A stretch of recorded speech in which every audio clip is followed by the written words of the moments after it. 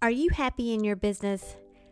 Now, I have had my share of emotional ups and downs in my 20 years of being a solo entrepreneur coach. And the patterns I've seen in myself and in my clients is that those downs are usually when I was personally feeling unfulfilled.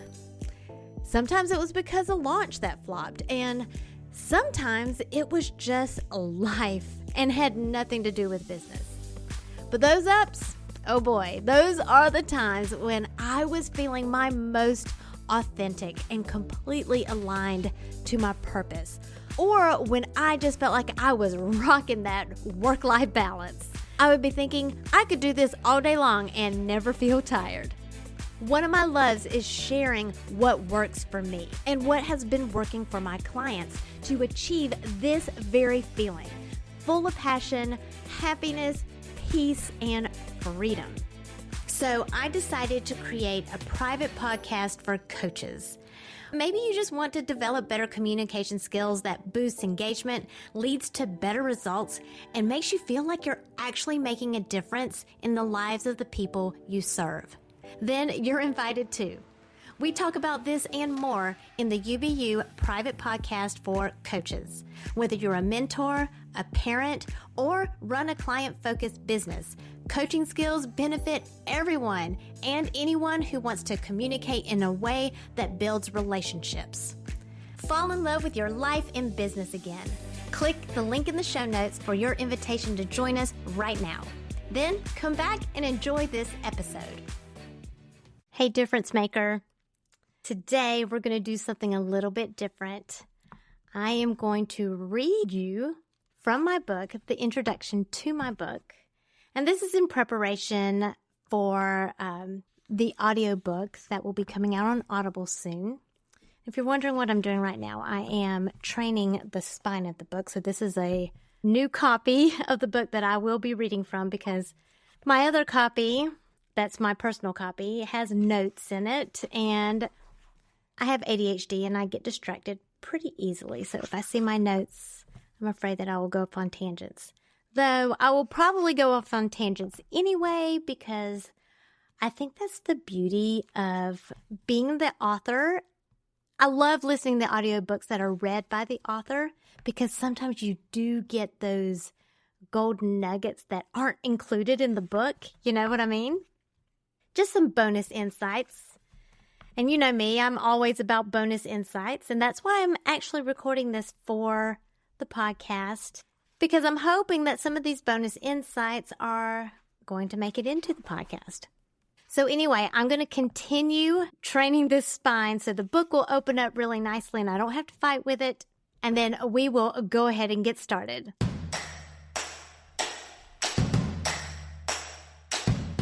It's time to stop comparing yourself to others and plug into what is uniquely you. Welcome to Unbox Your Personality, the podcast for coaches, creatives, and educators like you who understand that your happiness makes you more effective at what you do, bringing out the best in others. I'm Jen P. Higgins, personality strategist and Enneagram fluff remover. Get laser focused on who you are and who you aren't, so you're free to make the impact you were born to make. And have fun doing it. Your personality is your business. So let's get down to business.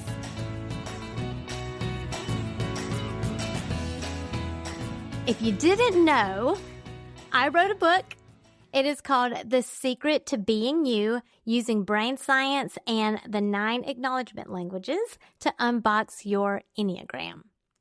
And yes, it is an Enneagram book, but it's actually a personal development book, not just on how to integrate your personality into your true self, but also to bring that into your relationships and how to get along with other people now that you can stand firm in your core.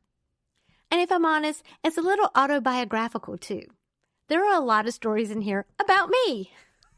There is a foreword by author Kim Eddy, but I'm not going to read that. I'm going to ask her to read that for the audiobook. I'm going to go straight to the introduction. Introduction. I should have died when I was 15 years old. I got behind the wheel of a crystal blue Nissan Sentra which I borrowed from my brother to drive home from my Saturday morning bowling league. I promise you, I really was a cool teenager despite some tendencies such as being a part of a bowling league.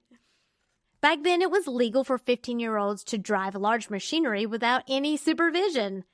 And being the adventurer that I am and having the car to myself and complete control over the radio station, I took the scenic route along the backcountry roads of rural South Carolina, bebopping to the new kids on the block.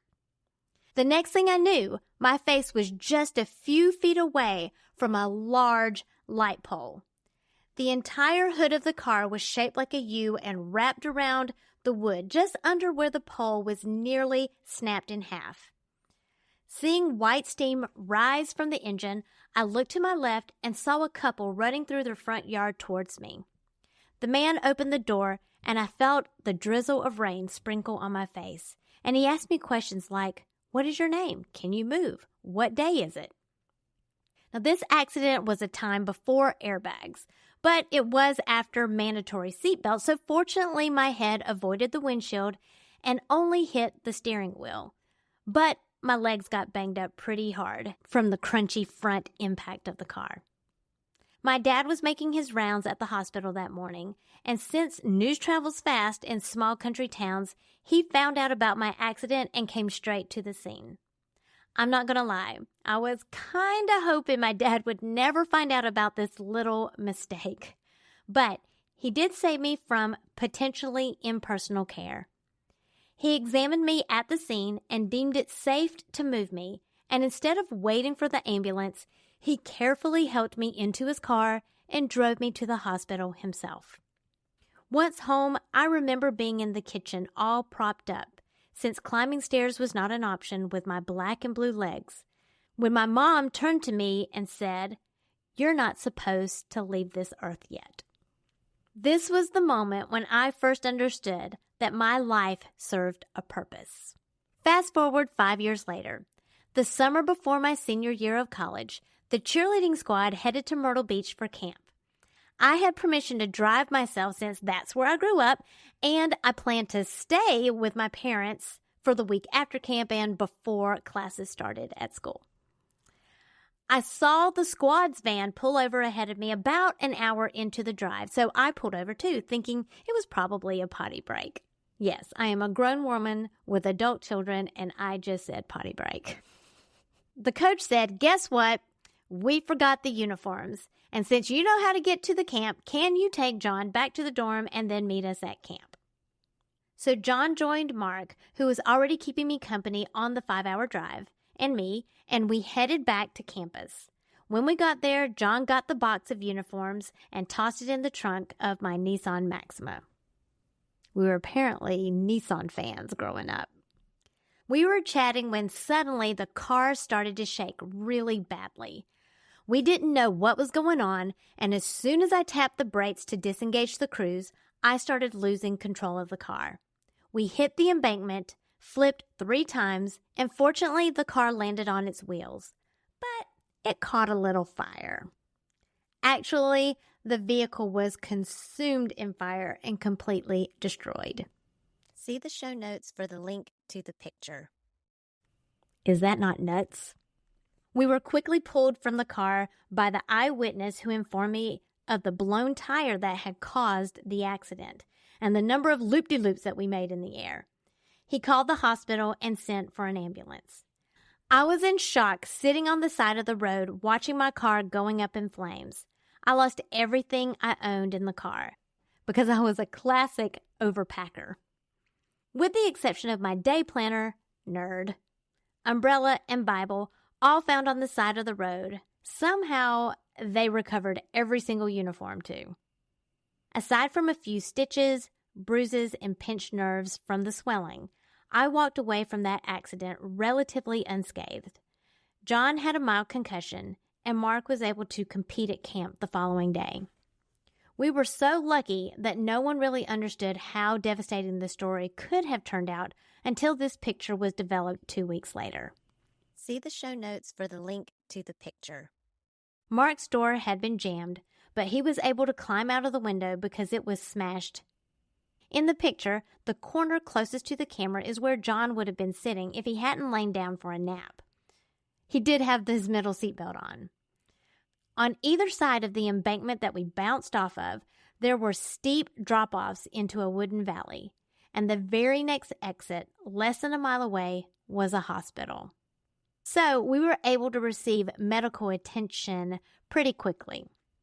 I remember sitting in the ER waiting to get 22 stitches in my shoulder and arm and imagining my mom looking back at me saying, "You're not supposed to leave this earth yet." I didn't just survive one potentially fatal accident. I had survived two.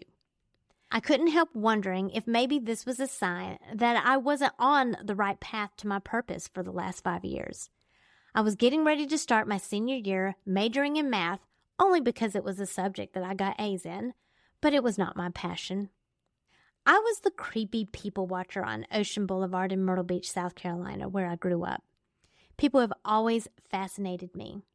The things people do to get attention or to justify their anger, how blind they can be to solutions when they are so close to the problem. When I, an observing bystander, could see the bigger picture, including simple solutions. I'd want to call out, "Stop yelling at your kid about taking his trash. There's a trash can 10 feet in front of you." So I knew pretty early in my life that I wanted to work with people, but already having 3 medical doctors in my family and not being a fan of chemistry in my freshman year of college, I took medical school off the list of possible career paths. I love helping people be happy and enjoy life. I want everyone to reach the end of their life feeling fully satisfied with how they lived it and with no regrets. And there I was, leaving the ER, regretting the academic path that I was on, and that wasn't entirely satisfying me. I wish I could say that I immediately started following my passion, but honestly, I didn't even know what my passion was. I just knew it wasn't math. So, per my advisor's suggestion, I took several psychology courses and some business and statistic courses that would help me get into grad school and open up a broader range of opportunities and career paths. At the same time, I could still try to figure out what my niche would be, and that is how I ended up at the business school at the University of Tennessee. That master's degree landed me a job with the federal government at a corporate university with a team of industrial organizational psychologists. It was my dream job. I used statistics and psychology as we developed our own proprietary personality assessment and evaluation. We used this to boost corporate cultural health, helping employees find value in their work by learning about themselves and aligning their personalities with the company's vision, mission, and core values. How did I get so lucky? As you can imagine, I had to take a lot of personality tests for this project, and this is really where my obsession with personalities began. With every test that I took, I would pore over the report of my test results and devour every new insight I could learn about myself. It was just a piece of paper, but somehow after each test, I felt so heard, seen, and known. Sometimes it got a little too vulnerable that I felt a little naked. But that piece of paper helped me not feel so alone in the world. There's something about personality awareness that unlocks something that's inside you and liberates a part of yourself that you thought was missing, but it really was there all along. I watched managers and employees we taught and coached through the program to understand themselves better. They were more motivated to come to work. They worked harder at their job because pride came from a place from inside of them. It was not just about, I'm here to get a paycheck so that I can pay another bill. They had a new respect for themselves. They were able to communicate better. They could create better boundaries to help them focus and balance their work life and their home life.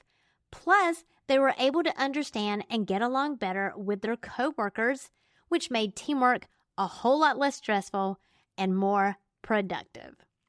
Now, there were over 13,000 employees at this company, so even though we got great feedback about the project, and we even received the prestigious Deming Award in 1999 in recognition of our innovative employee development and training initiatives, But not all 13,000 employees were transformed or even on board with that, quote, touchy-feely emotional intelligence hogwash, end quote.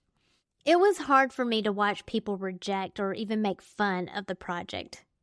The resistance in some company circles produced the opposite effect. Instead of feeling validated, some employees felt belittled because of their personalities. There were back-alley rumors of how our team was just another part of government control. It all made me wonder if I was really helping people. So when the company went through an internal reorganization, I had to make a decision. Do I stay or do I go? On the one hand, I had job security and made really good money for a 20-something minority female in corporate America. At this time, it was the early 2000s. I had a husband in graduate school and a 6-month-old baby to support. But the personality project was being threatened with termination, and my job would look nothing like the job that I fell in love with if I stayed. Plus, this postpartum mama was struggling with being separated from my little guy. I called my mom for advice. Maybe she would offer more encouragement about my purpose and calling on earth to help me make this decision. But this time, it was my dad's words of wisdom that penetrated my soul. I thought surely he was just going to tell me to suck it up and be an adult. But instead, he said, Jen, if you're not happy, do something else. Wait, what?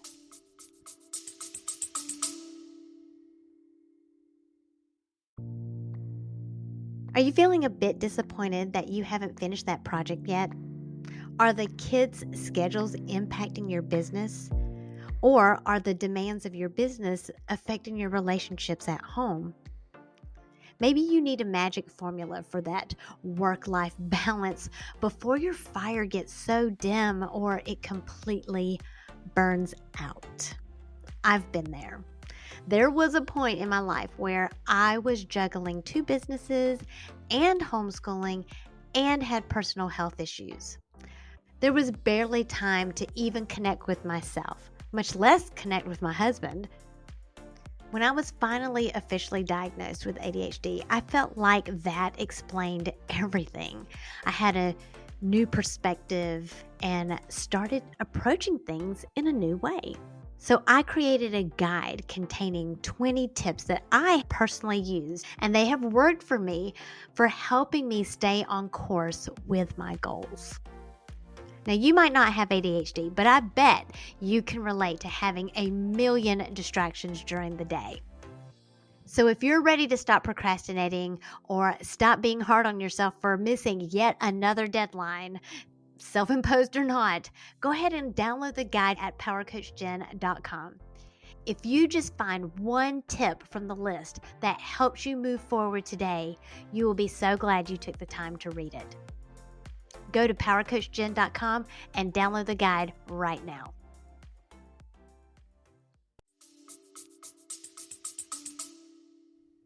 It's okay for me to quit my job simply because I'm unhappy? For the record, he didn't advise me to quit my job, but since I was being offered a severance package, I had a built-in deadline to start my own business. I started coaching other work-at-home moms how to align themselves to their businesses. Thus, I continued my purpose of helping people be comfortable and happy being themselves. I also started teaching clients how to understand personality to build rapport for higher sales, recruiting, and retention. And that's when I saw a pattern. More often than not, I noticed that people were using their personalities as excuses or reasons to not get along with someone else. It permitted them to give up even trying because of personality clashes. I saw it happen in corporate, and here it was happening in the small business space too. I'm not asking her because she's an introvert. He's so lazy. He must be a type 9. I can't work with her because she is too red. I just can't do that because I'm not a high I like you are, Jen. And after a few years, I was weary from the task of trying to break down these barriers and boxes people were putting people in, including themselves. I thought, what's the point?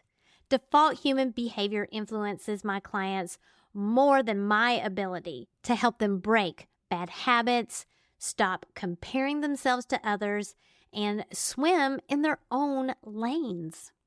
It seemed like no matter how hard I tried, I couldn't sway the masses. I began to second guess if this was really my true calling and question, who was I to think that I could even make a difference here? I found myself in the same position of being unhappy with my career path. Then, at the age of 2, my son Eric began showing signs of autism.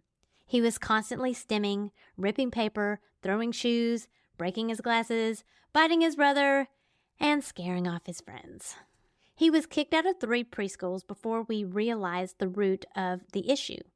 He was overstimulated and unable to communicate, and of course, full of anxiety because of that. Once he began getting help for his autism, we discovered that he also struggles with ADHD and dyslexia. Through it all, he taught me something more valuable than any of the advice or strategies I had learned from his therapy and counseling. Yes, the human instinct of survival is always the stronger influence on behavior. For each meltdown he had, when we could pinpoint this motivation behind his behaviors, we could help him self-regulate. With that self-regulation, he was calmer to communicate.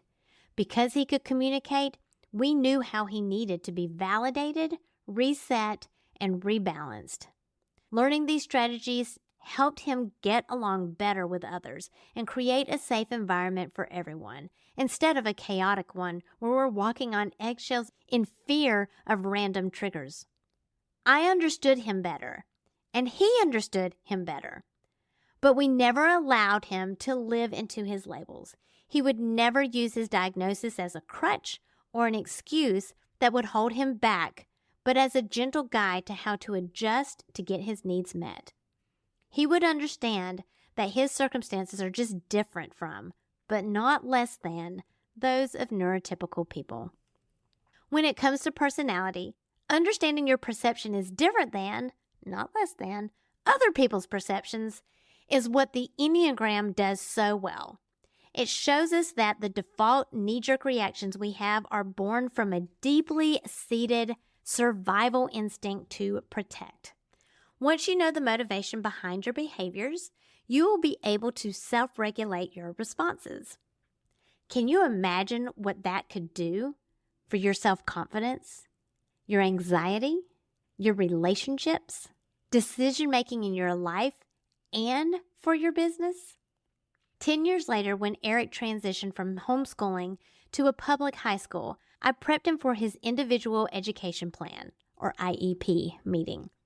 We met with school staff to set goals and outline accommodations he might need during the school year to support him with those goals.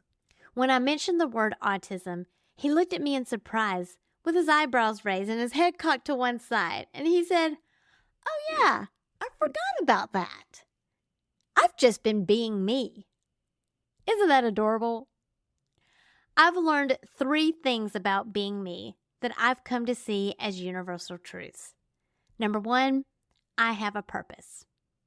Number 2, I have to be intentional to follow it. And number 3, I have to be aware of my progress or lack thereof. It's the second point that compels me to write this book. Intentionality can be just as elusive as finding your purpose, even when you are 100% certain of who you want to be when you grow up. You can't control your environment. You can't rely on your environment to support your intentions 100% of the time.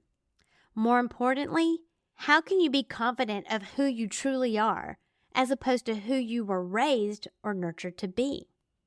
In this book, I want to redirect your attention from the nurture of your personality to its nature, the unconscious physiological function of your personality that is lost to your awareness. I'm not discounting the significance of the influences in your life that have shaped who you are today, because that's huge. If I'd never been in those car accidents, would I be who I am now? I don't think so.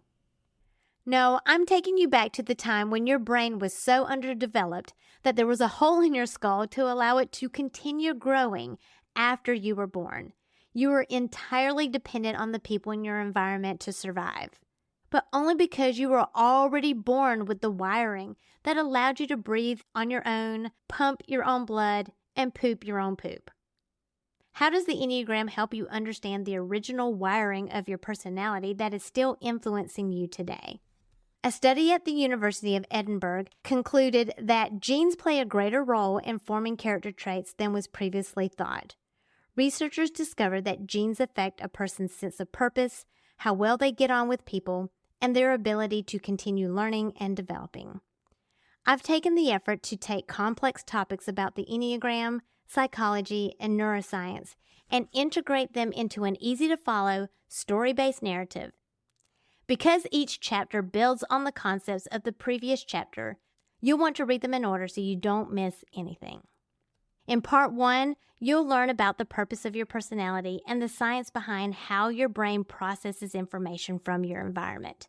You'll begin to understand the nature part of your personality as a reflex, a survival instinct that sets you down a predisposed path.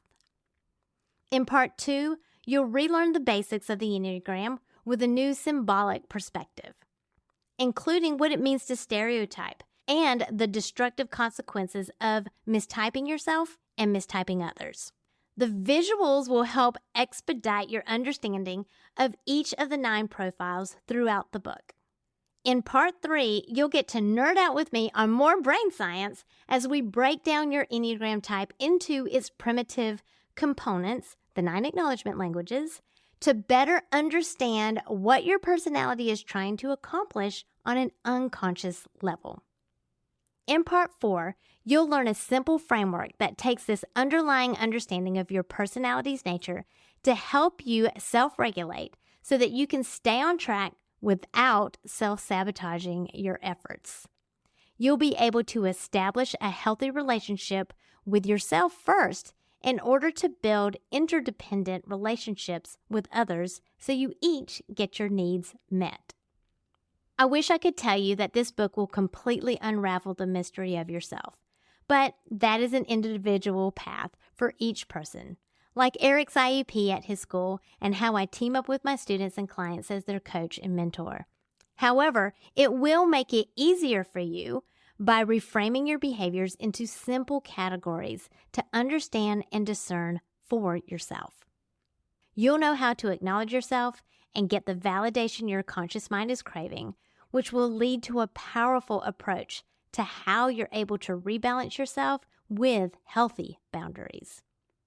This book is a guide to seeing the Enneagram in a new way, not as a diagnosis that boxes you in, but as a practical tool and guide for living your life so aligned with who you are that there isn't even a label for it other than you just being you.